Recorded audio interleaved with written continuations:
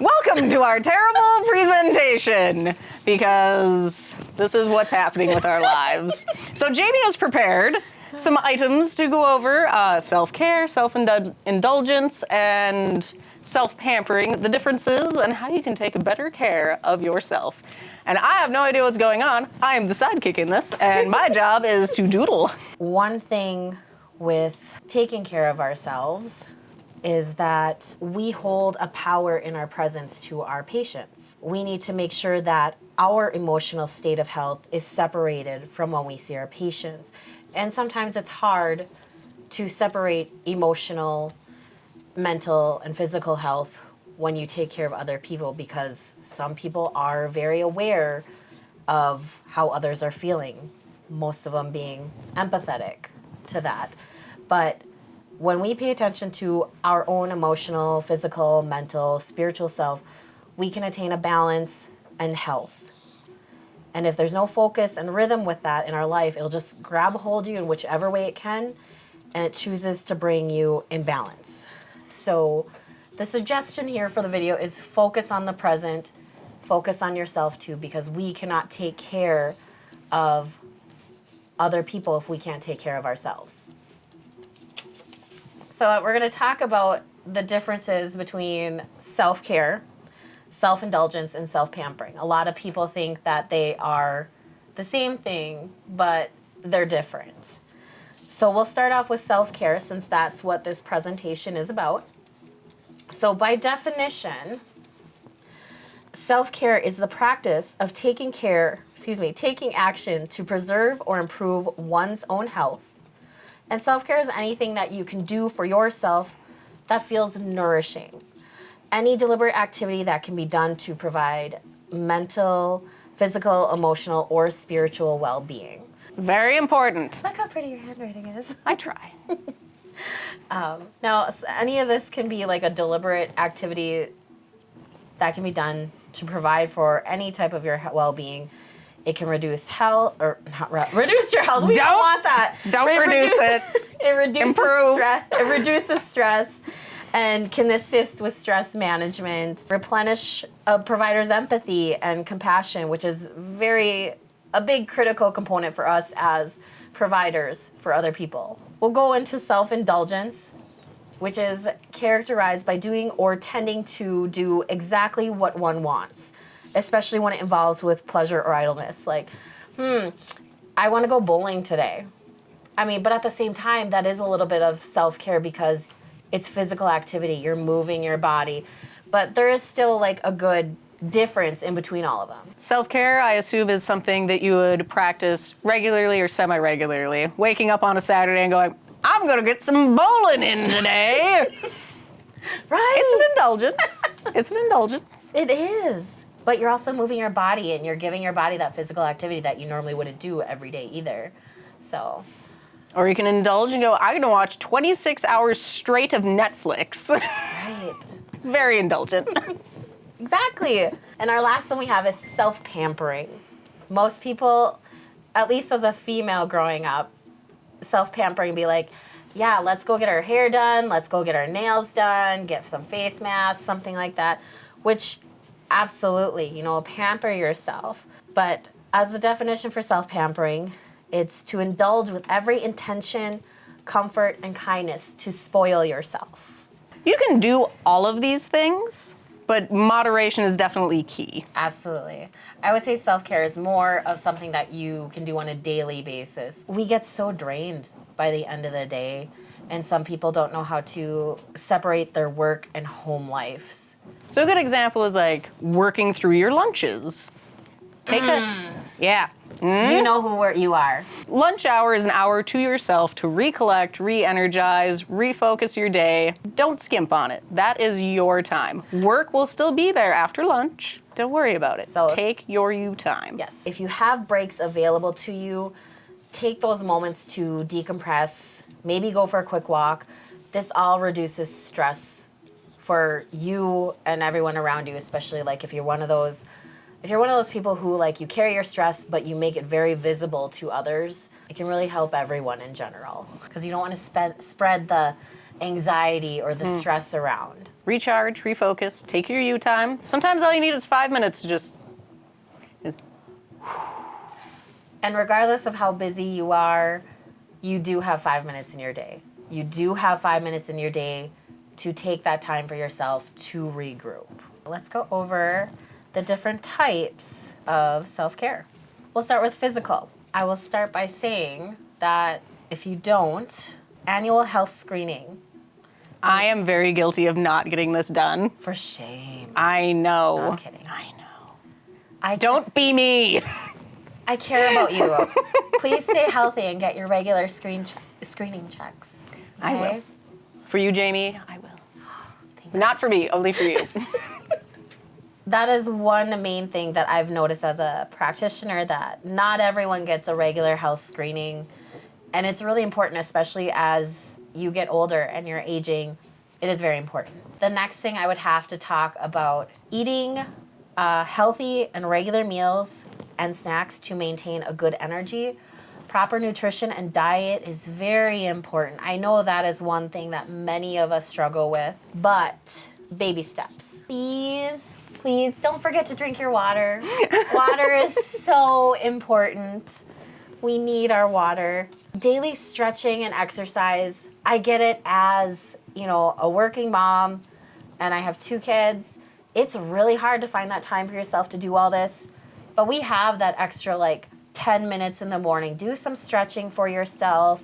Do it before you go to bed. Boom, there's your 20 minutes. Or if you get woken up early, don't go back to bed. You might regret it and you might not be able to get out of bed. Just roll out of bed. It's hard. A lot of us are not morning people. But get your coffee ready. Go do some stretching, or maybe go do a little bit of yoga. Get your body moving. Get your blood flowing. Boom. There's your physical health for the day. And then also, last but not least, I know a lot of us don't do all this either, making sure we get adequate amount of rest. Emotional health. So with it being the holiday season, sometimes there's a lot of hard feelings going around for people, and then the seasonal depression. So the holidays can be hard for a lot of people. So this is a good time of year, just in general, if not all the time, to practice mindfulness. Being kind. It costs nothing to be kind to other people. We don't know what other people are going through this time of year, just any time. And being mindful, being kind to yourself in the way of when you see yourself in the mirror in the morning, be nice to yourself. We should be thankful for the bodies that we have and that we're on the right side of the grass. And then another one from mindfulness I did mention earlier is about learning to separate feelings from work and home so we can be our best versions of ourselves for our patients and for our coworkers. And then when we have the time, practice gratitude. I shouldn't say when we find the time. It's more, that's almost like mindfulness. It should be done every day. We should be grateful for everything we have every day. And if you're grateful for somebody during the workday, we do kudos in the morning. Tell the person, hey, it really meant a lot to me that you helped me out. I was really struggling. Thank you. Yeah. Short, sweet, and they know that you're thankful. I'm grateful for you on my Fridays. I'm also grateful for you on Fridays. You make me laugh so much. Makes the day go by real fast. Our next one, spiritual health. And not everybody is spiritual in any way, but for those of you who are, a good way to practice that would be meditation. Those 5 to 10 minutes a day that we have for ourselves, even if we're so tired by the end of our day, it's still really good to practice that. Meditation, or if you... Prayer is a big part of a lot of religions.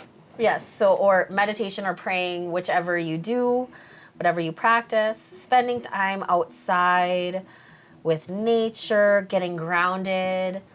And then during the summer, if you're able to, just go outside barefoot, go in your yard. Oh, yeah. Focus on your breathing and just imagine yourself rooting yourself into the ground to feel the earth's vibrations, just to calm you down. It's one of the best things ever. It's probably one of my favorite things to do in the summer, especially in nice squishy grass. Oh, yeah. Yeah. Pokey grass. No, pokey grass. And one thing I can tell you that I like doing in winter, though, is when I get home at the end of my night and I've had a long day and it's just nice out. Like today, it's really nice out. but some of the snow is falling and it's so light, but like it's reflecting off the light and it's like glittering and it's so beautiful. I just take a few deep breaths and be present, be still in the moment, and enjoy what is around you. So next I will talk about is relationships and social aspects of your health. Now with this can be tricky for a lot of people. But one thing that's very important with relationships is we want to nurture those relationships. We want to maintain those relationships in the best way we know how. During some times of the years, you might have to rid yourself of some toxicity, and that's okay. If that relationship serves you no purpose or it's giving you harm in any way, it is okay to sever ties. It is okay to set boundaries. And if somebody cannot appreciate those boundaries, they are probably not meant to be in your circle. Another thing is with the social aspect is social media takes up so much of our time. I actually muted all of my social medias so I don't get notifications for them anymore. And it's been delightful. I haven't been on a lot of them. I'm on Facebook a little bit more because I like the rummage sale site and I like to make sure to acknowledge people's birthdays. I stay on that, but all my other medias I'm not on too much, and sometimes I take a break from it. And a social media cleanse is really nice. I think it's a good idea to do a few times a year, but I understand it's hard because for us at least, we grew up with that. Like we grew up with the social media, and it's just a normal part of everyday life. It is. It really is. And now that I'm getting older, I'm like, nah, I don't need to be on this. I don't need to do this. Be social in real life. Another thing about relationships is communication. Communication can get so misconstrued all the time. So it's just like if you have to communicate with somebody, it's probably best to make sure like you can do it face to face if you have that opportunity, because it also means that you're giving your time and you're giving someone else your time, which is your time is really important. Which some people are like, oh, it's just my time, but no, your time is important because you're a mom of one right now, and it's just like you're busy because he's walking around, but it's just like your time face first into everything. Exactly. But it's just like then you have the friends who don't have children, or they don't have things that like they don't have their family that's coming up and visiting all the time, but they're free as a bird and they can do what they want. It's like we still want to nourish that relationship, but we need to set those boundaries to keep a healthy relationship. Yep. And hopefully they understand that. My best friends, their houses, not baby proof, so I don't visit. It's hard. It's hard tough. sometimes. Asking for help. I know a lot of people have trouble with this. I struggle with that a lot. I've never had a problem. I will just walk out and be like, I need help. I don't know what I'm doing. Please help me. What is this? I guess growing up for me, it was more of a try doing it yourself, which is fine, and I have no problem with that. I would love to try to see if I can do something first by myself, but if I need help, I don't know what it is, but it's just so hard to ask for help sometimes. I think it does depend on the situation of it all, but it's hard. Because some asking for help situations are more personal and closely guarded. Right. And you want to make a good selection of who would be the best to help me. Absolutely. Those ones are really tough. And then there's some people who are just like, if you ask for help and they're like, oh, I'm there for you anytime, just ask me. But then you ask them and then it kind of makes you feel like, oh, why did I even ask you then? Or like, it just makes you feel weird that you asked for it and then you just don't want to do it again.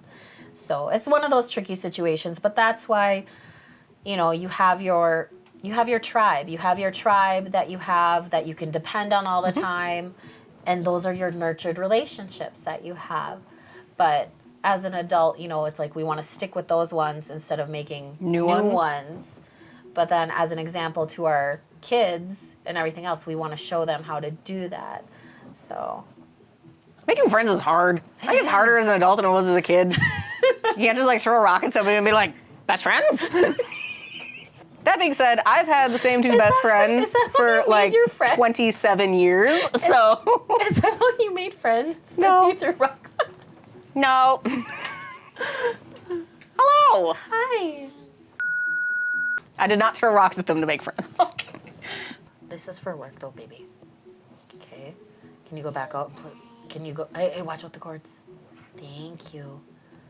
What, Kira? Next we have is financial health. This one's tricky for a lot of people, especially this time of year too, because it's Christmas time. Everybody wants to, spoil everybody if they're able to. But, with the pandemic, it's been really hard. Like, everything's gotten Everything's more expensive. insanely spendy. At this point, I'm ready just to give everyone gas cards. Yeah.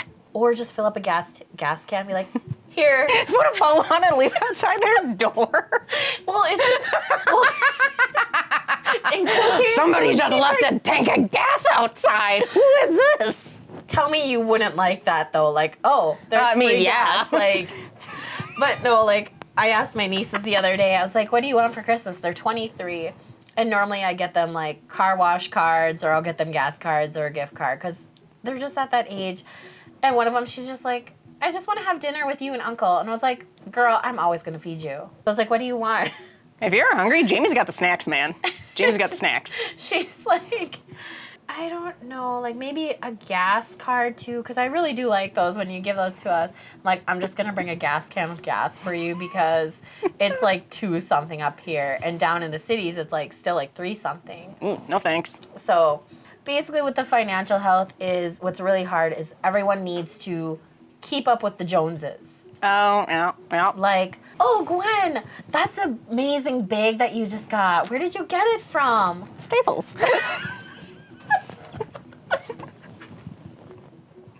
I'm derailing Jamie every turn. So instead of me spending what you spent on that bag where that could have been providing for other things, I went out and got that bag like you did. But this, we want to live within our means. Live within your means. Don't put that stress on yourself or on your family kind of thing. It's just like you shouldn't have to go in debt at Christmas either. Like your presence is a present to others. Showing up is a gift enough. It really is. And then the other thing you can do with the financial health of all this is like practicing how to balance your finances and learning to save a little bit. Like get rid of any bad money habits, which we all have had at some point or another in our lives. So Yeah, I'm having a bad day. I'm going to buy myself a coffee. I'm going to go to Target and look for cute stuff. a lot of that, while we think that's self-care, It's not. it is not. It's not. That is technically not within the definition of self-care.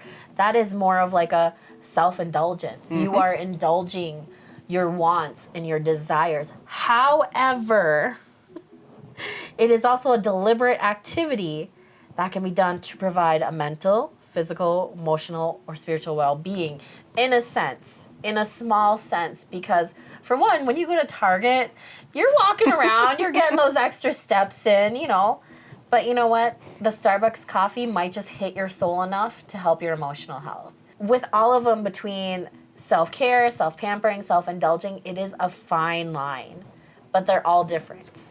They are all different. Balance. Oh, I drew that wrong. Oh, it looks like a sad face. Oh, no.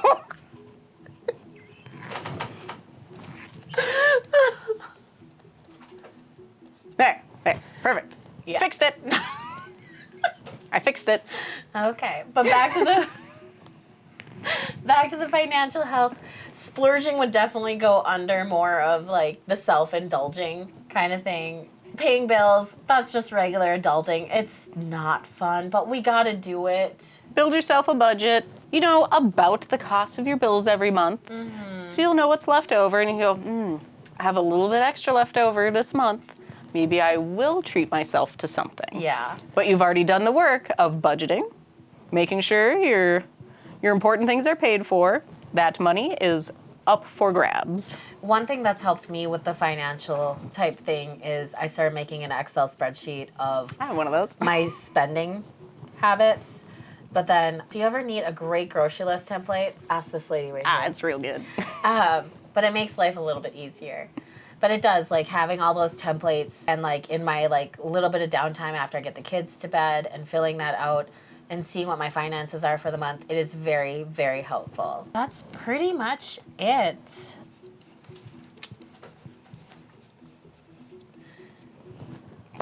Bye.